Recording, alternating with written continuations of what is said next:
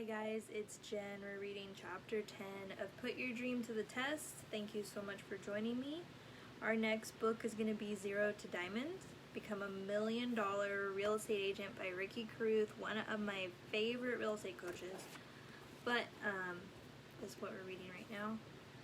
And it's not just real estate, it can definitely go with your mortgage business or any business that you're in. It's a really great business book overall, and I'm gonna enjoy it. It's required reading for my real estate team.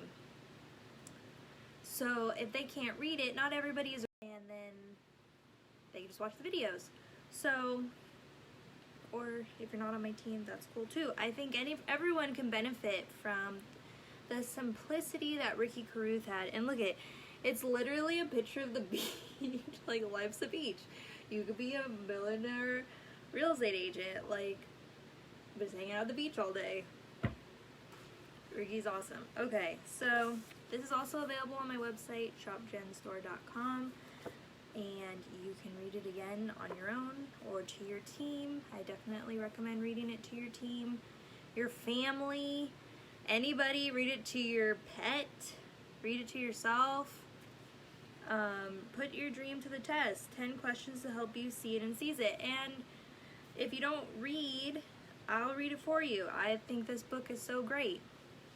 Chapter 10. The Significance Dream.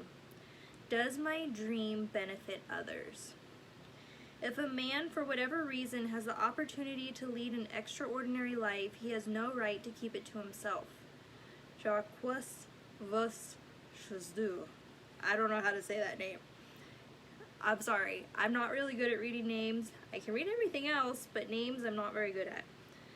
You must ask yourself one final question if you truly want to put your dream to the test, to measure whether it is a dream worth dedicating your life to. It is not a complicated question. In fact, you will find that this is the shortest chapter in the book. This is where we're at. However, this final question has the most far-reaching impact.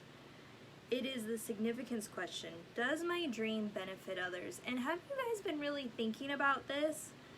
Like, I agreed with 90% of this book, and then I hit this chapter, and this is where it gets, like, the deepest. It gets beyond you.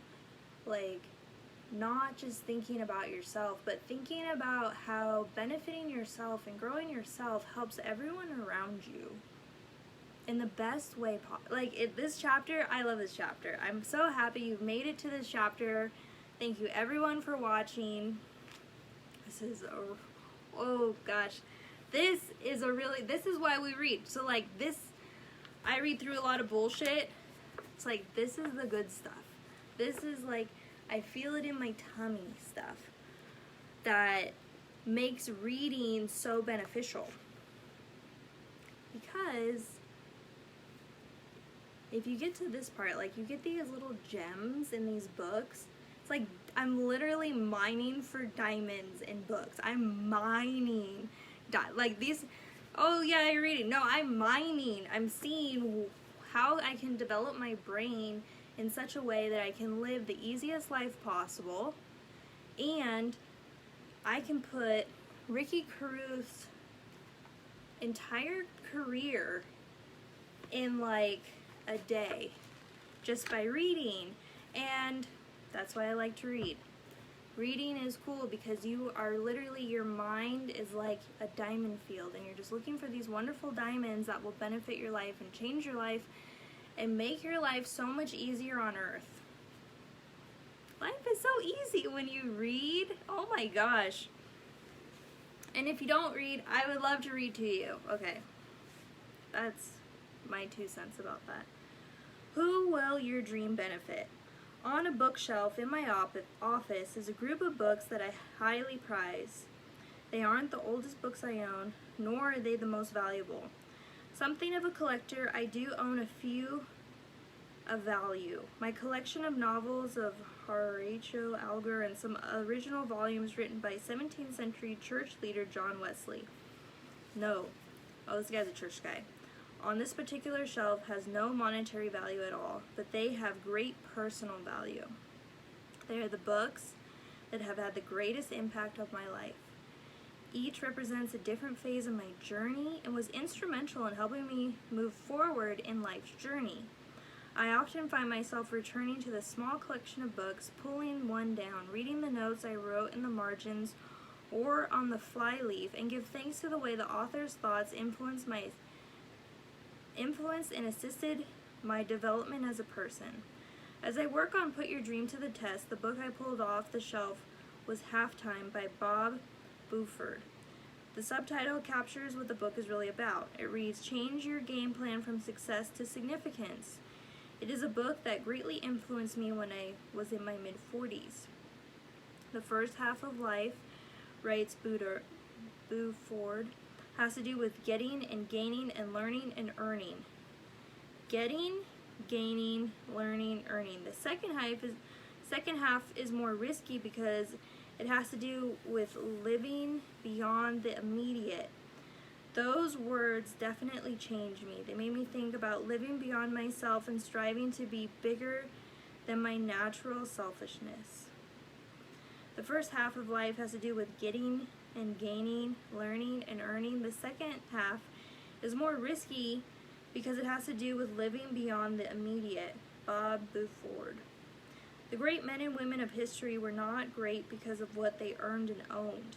They were great because they gave themselves to people and causes that lived beyond them. Their dream was to do something that benefited others. A rare minority of people are able to hold closely to their dream to make a difference and are willing to give up everything to make that dream come true. Of people like that, it will never be said that when they died, it was a thought they never lived. Their dream lives on after them because they live for others. They were able to answer yes to the significance question, does my dream benefit others? Amazing talent. One of the most remarkable stories I've ever read about someone who transitioned from incredibly selfish ambitions to exceptionally unselfish dreams is William Wilberforce, a name that was recently unknown to many until the movie Amazing Grace was released. The dream was captivated. Wilberforce was the abolition of slavery, and he ended up dedicating his life to it. Wilberforce was born in England in 1759 when the British slave trade was in full swing and much of Britain's economy depended on it. His father died when he was a boy, and he spent part of his youth with a religious aunt and uncle. It was at their house when he was probably 10 or 11 years old that he first learned about slavery. There he met John Newton, the former slave ship captain, who had repented of his whole life and began an Anglican priest. However, there wasn't much evidence that the meeting made a lasting impression on Wilberforce until several years later. Wilberforce grew up as a child of privilege and wealth. He attended Cambridge but didn't distinguish himself academically.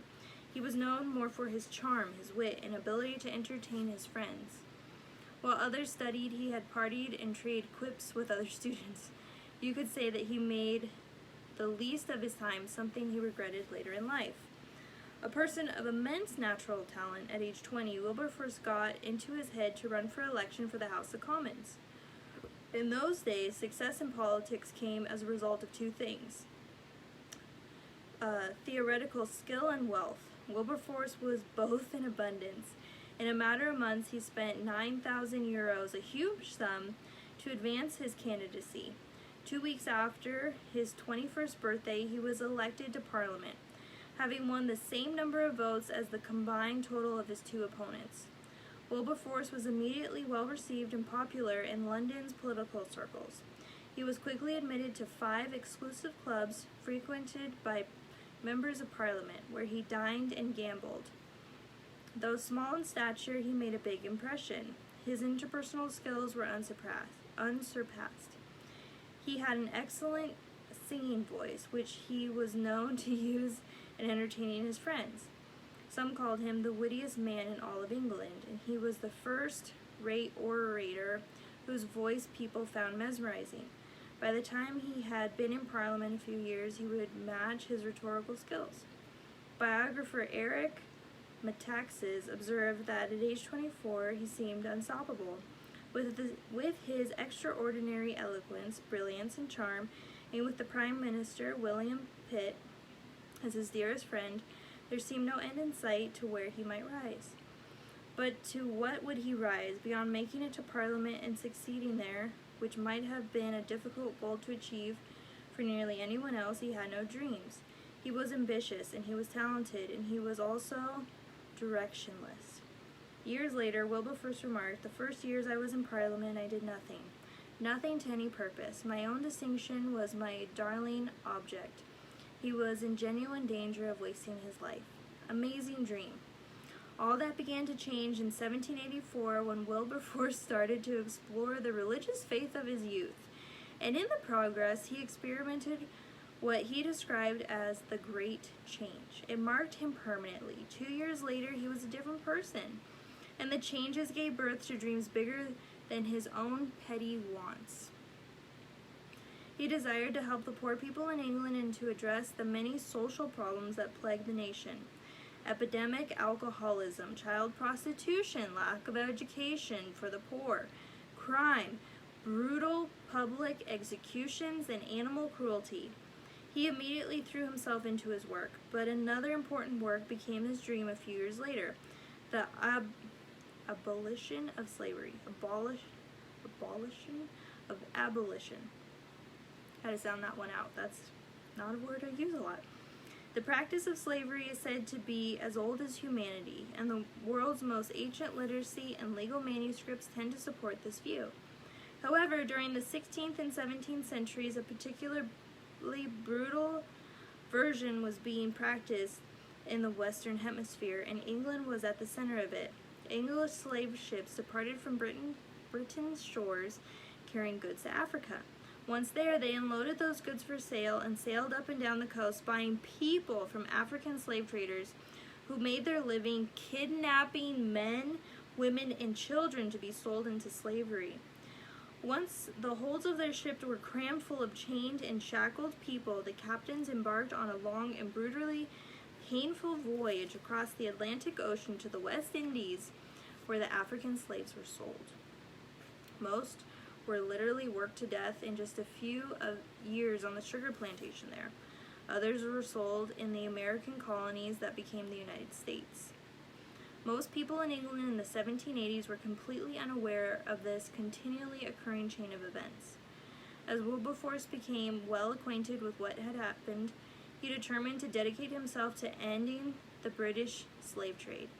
He saw it was his duty and as a major part of his purpose for living. Wilberforce remarked, "Strange that the most generous men and religious do not see that their duties increase with their fortune, and that they will be punished for spending it on themselves." Beginning in 1787, Wilberforce initiated his campaign. He believed that if the members of Parliament became aware of the atrocities of slavery, they would vote for its abolition at once. He and other proponents of abolition gathered overwhelming evidence of the slave trade's brutality in every stage and presented it to Parliament.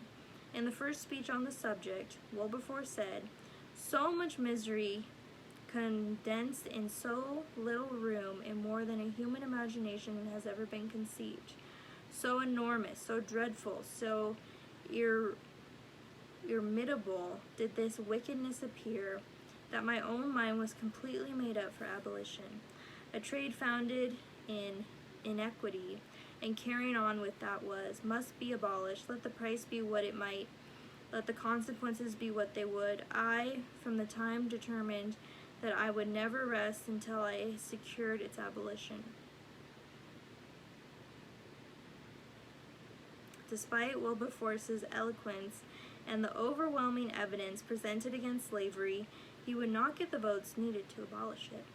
The next year, Wilberforce and his friends made everyone in the nation aware of slavery's ills. Poets published verses about it. An engraving of how men, women, and children were stacked in the hold of the slave ship was posted in shop windows and hung on every tavern wall throughout England. Songs against slavery was sung. Essays were published. Zohaiah Wedgwood created a cameo with the image of a chained slave containing the caption, Am I not a man and a brother? Public sentiment against slavery was strong, but still they could not get the votes needed to end it. For 20 years, Wilberforce fought against slavery. From 1787 to 1807, bills to abolish the slave trade were presented to Parliament 11 times and defeated every time. Wilberforce might have given up if it weren't for the entourage of others who knew he was trying to do the right thing. One of them was preacher John Wesley. At age 87, Wesley wrote his last letter before his death and sent it to Wilberforce. It said, "Dear Sir, unless the divine power has raised you up to be the one man against the world." It's italic. I can't even try to say it, but it's really cool to read. You have to read the book to find out what it says. It says, unless the divine power has raised you up to be as one man against the whole world, I see not how you can go through the glorious enterprise in opposing the execrable villainy which is the scandal of religion, of England, and of human nature. Unless God has raised you up for the very thing, you will be worn out by the opposition of men and devils. But if God be for you, who can be against you? Are all of them together stronger than God?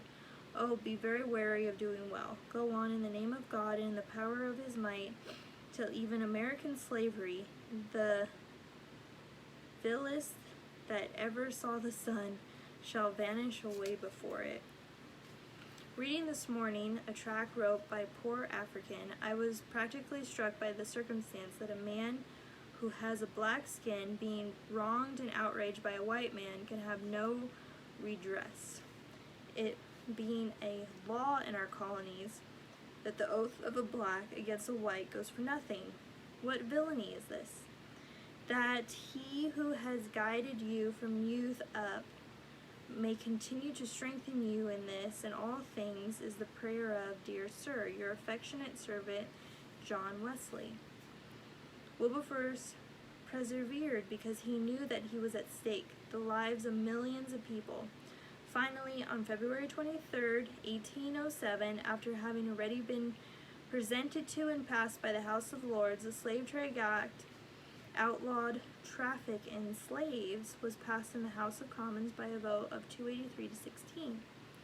The first stage of Wilberforce's dream has come to pass, and though it took another 26 years, and by then the Wilberforce had passed the baton to someone else in Parliament, the second phase of his dream was realized in 1833 when the House of Commons voted to outlaw the practice of slavery in the British Empire.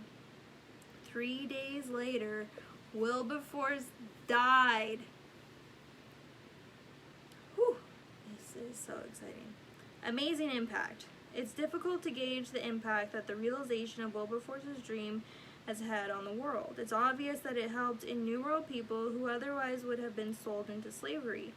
However, writer Eric Metaxas argued that the impact of the abolition of the slave trade had even greater implications. He writes that as soon as Wilberforce had succeeded, we had suddenly entered a world in which we would never again ask whether it was our responsibility as a society to help the poor and suffering. We could only quibble about how. Since this idea was loosened upon the world changed. Slavery and the slave trade would soon be largely abolished. But many lesser social evils would be abolished too. For the first time in history, groups sprang up for every possible social cause. That's why Metaxas called Wilberforce the greatest social reformer in the history of the world. Metaxas goes on to say the world he was born in 1759 and the world he departed in 1833 were as different as lead and gold. Wilberforce presided over a social earthquake that rearranged the continents and whose magnitude we are only beginning to fully appreciate. A question answered in phases. I believe it can be difficult to answer the significance question definitely in one's younger years. In the early phases of life, we are often occupied with discovering our talents, exploring our possibilities, and searching for our purposes. That's good. But the older we get, the healthier it is for us to focus outward, to imagine dreams that will benefit others, not just ourselves.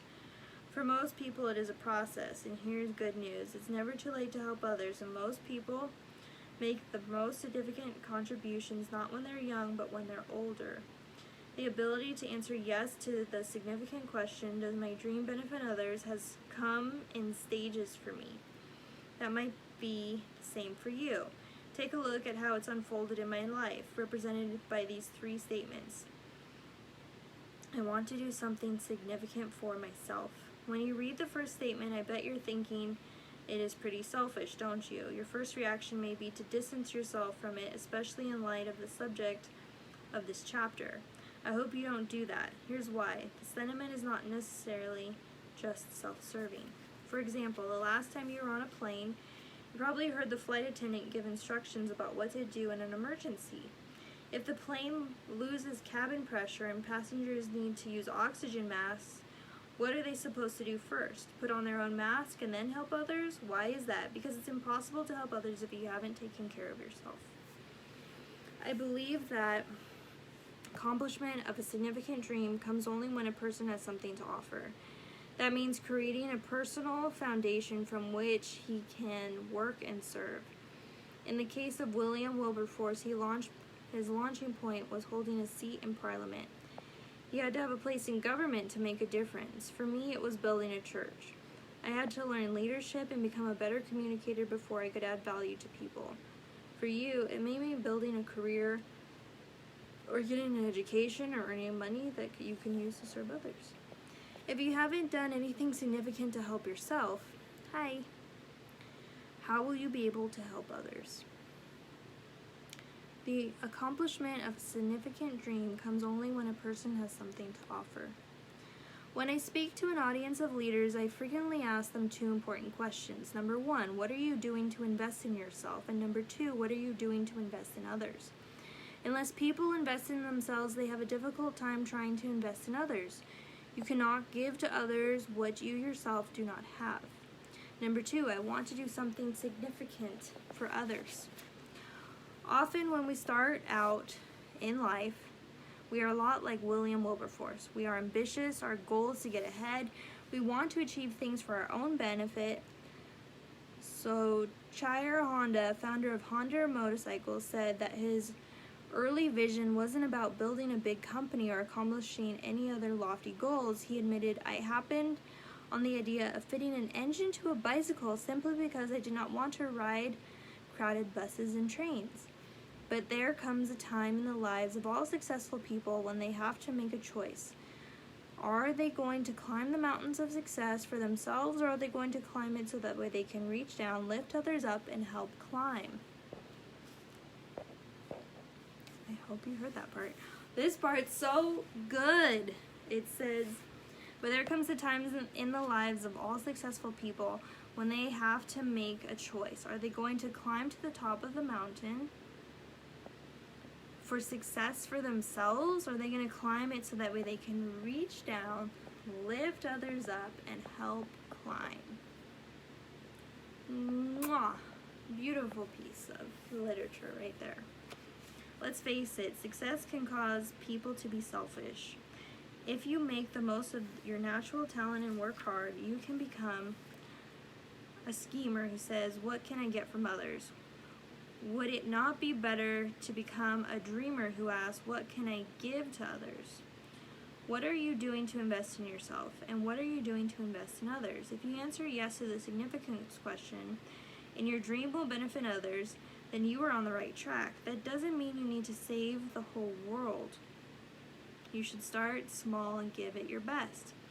Recently, I read a book titled Mother Teresa, Come Be My Light, the private writings of Saint Calcutta. It contains many of the heartfelt letters Mother Teresa wrote to her superiors, containing her private thoughts about her life and calling to serve people.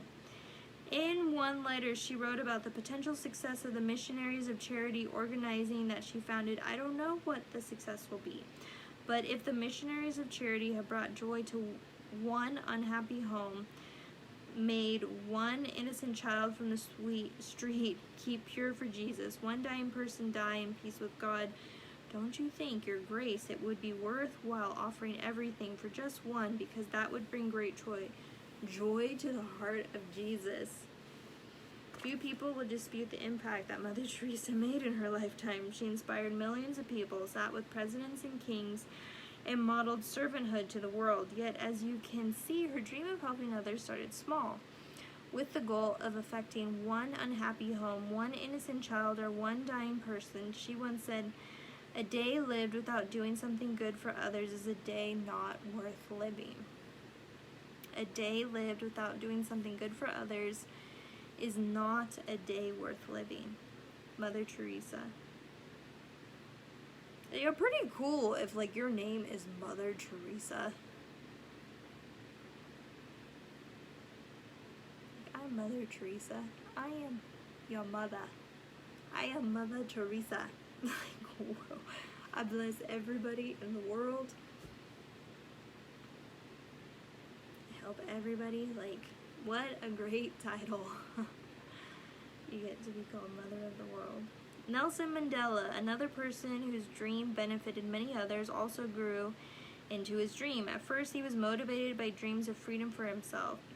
But before long, his dream expanded to others. He stated, "I slowly saw that not only was I not free, but my brothers and sisters were not free. I saw that it was not just my freedom that was curtailed, but the freedom of everyone who looked like I did. That when I joined the African National Congress, and that is when the hunger for my own freedom became the greater hunger for the freedom of my people. It was this desire for the freedom of my people to live the lives with dignity and self-respect that animated my life, that transformed a frightened young man into a bold one, that drove a law-abiding attorney to become a criminal, that turned a family-loving man into a man without a home, that forced a life-loving man to live like a monk." When Mandela found himself at the crossroads of life, with one path leading to personal gain and the other to serving his people, he chose the more difficult, higher road of helping others. And look at the impact that he has made. "I never perfected an invention without thinking of terms of how it would benefit others." Thomas Edison. Have you yet been confronted with that decision? It doesn't mean abandoning your dreams, it means expanding it. Thomas Edison said, "I never perfected an invention without thinking in terms of how it would benefit others." He didn't stop being an inventor so that way he could help others. William Wilberforce didn't quit Parliament to help others, though he considered it at one point. No, each used what he already accomplished for himself, and he put it to good use for others. They adopted an attitude of service towards their fellow human beings. Too often when we're starting out, we dream of doing earth-changing things, and the thought of tackling them intimidates us. Yet, this is another reason to start small. If you are in the second phase of growth and answering the significant question, don't try to help everyone. Just try to help someone. Do that, and in time you may find yourself living with St. Francis of Assisi, describing when he said, "Start doing what is necessary, then do what is possible." And suddenly you are doing the impossible. But even if you never get to do big things, you will find great contentment in doing the right things. No act of kindness is too small to be worth doing. Number 3, I want to do something significant with others. Retired television newsman Tom Brokaw observed, "It's easy to make a buck. It's a lot tougher to make a difference." One reason is that making a real difference requires teamwork. Mother Teresa did not make a difference on her own, neither did Nelson Mandela or William Wilberforce. Their dreams were large, and as a result, they required the participation of many others to bring them to pass. I need to slow down my mind just a little bit so I can get the words out. We need your participation. Participation of many others to bring your dreams to pass. Participation. People who want to achieve a significant dream with others must be able to help other people embrace the same dream. And when they do, what a wonderful gift it is for all of them. If you and I can share a dream with others, it expands both their possibilities and our own. At age 61, as I look back on my dream journey, it makes me smile. Little did I realize when I started with the desire to add significance to others that it would add significance to me. Now I understand we should not receive anything without giving, and we cannot give anything without receiving in return. It's this like flow of energy. Our lives are to be rivers, not reservoirs. Adding value to others is the surest way to add value to our own lives. We should not receive anything without giving out. My internet just dropped for a second. It's a group whose members take an intentional transition from the community for myself to community for myself to the community. To give oneself to a cause that adds value to others and to join people to accomplish the aim is ultimate high in living the dream. Years ago, author and speaker Florence Latour taught a lesson that impressed the truth upon me. She offered the following sequence of steps for developing a dream that positively answered the significance question. Dare to dream. To dream means taking a risk, stepping out of your comfortable surroundings and situations. Prepare the dream. To set up determines the success. All is well that begins well. Preparation gives your dreams a chance. Wear the dream. Put it on. Your dream is not an addendum to your life. It is your life. Prepare the dream. Continual maintenance is needed to keep the dream going. Dreams need constant, tender, loving care. Share the dream. Pass it on to others. Give them ownership and then accomplish the dream together. A dream isn't worthy of a person's life if it doesn't benefit others, and it isn't fulfilling unless it is achieved with others. That's why we're here, to help other people. As Woodrow Wilson stated, you are not here merely to make a living. You are here in order to enable the world to live more amply.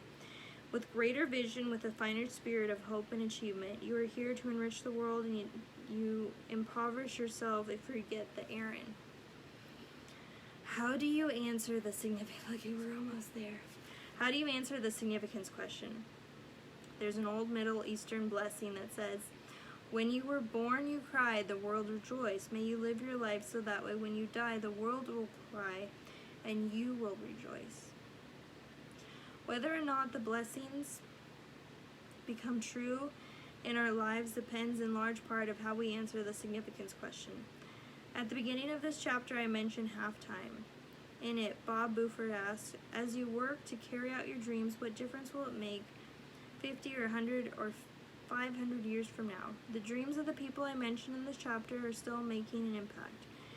It's been more than 175 years since Wilberforce died, and the impact of his dream is still being felt. If your dream does not benefit others, if it helps only you, then it won't matter even 5 minutes after you're gone. I just need a little bit of water, excuse me. Okay.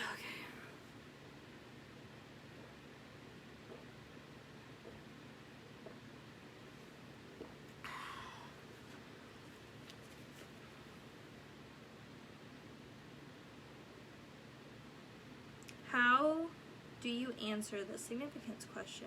Like your gloves, thanks. They're for COVID. Just kidding. But look at this one finger I can press on my phone and work with my phone. I wish they were all fingers. Why is it just this one finger? You know what I really use? These fingers for my phone. But only one of them is covered with fabric so I can touch my phone. This is kind of a shitty design. And if I were to design these, I would add the thumb, that, and that with this, but I don't know what this fabric is. And that's how I would design these gloves. And they're so cool for COVID because they fit. Look at that detail. And then they're kind of stylish. They're kind of old school. I feel like I'm in the 1920s. But, you know, whatever. Because this really makes it all worth it right there. So one day I'll redesign these. I even thought about just cutting out the thumb, because you also need your thumbprints to get on your phone. So I don't know, maybe I'll just cut them out. I have to find my scissors. Oh, they're there. Let's do a fashion design, right? Gives you grip. No. But I still want the top of my nail.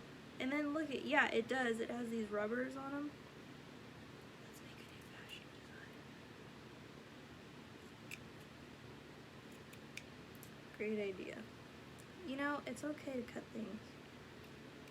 If it's improving the fashion design and it's for safety, for COVID, it's okay to do.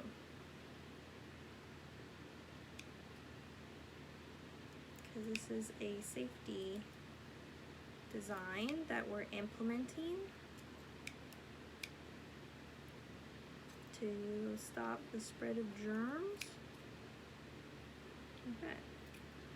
Now, I just cut out the tip right there. Let's see what we got.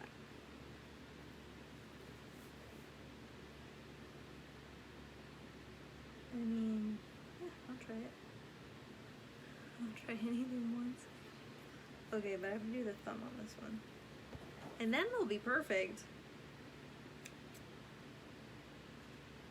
I've been wanting to do this for a while. I've been thinking about this.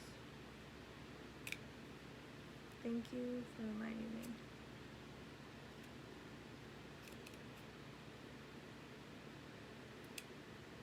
Cool. No, I wasn't. No, I know, but this was something I wanted to do, so thank you. No, this is, no, it's not you, Mike. This is something I really want to do, and it just was kind of like a great opportunity. So I will give you a report on my new, because I don't know how this is going to work. Now look, my thumb has like a hood. I don't know what the hell am I going to do. Okay, and then what if I want to put it, like, protect it? See, this is why we try new things. There you go. You can pull it up a little bit. But then if you want to, you can use it. The new COVID gloves. Yep, so now your fingers have little hoodies. That's kind of cute.